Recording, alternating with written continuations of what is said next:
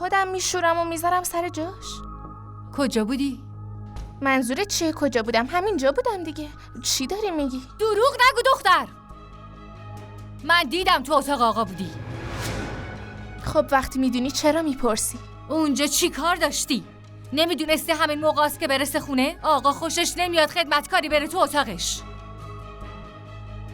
من که خدمتکار نیستم. عجب. فکر کردی صاحب و خانوم این خونه ای؟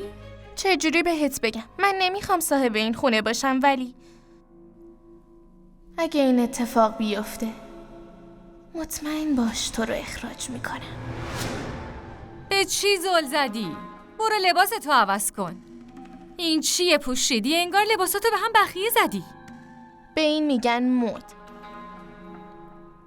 فشن.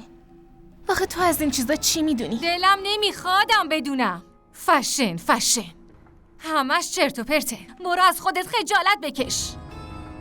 لباسامو نگاه نکن، به تو نمیخوره. عجب دختر بی حیاییه. چقدرم وراجه. چی از جون ما میخواد؟ خدا بخیر.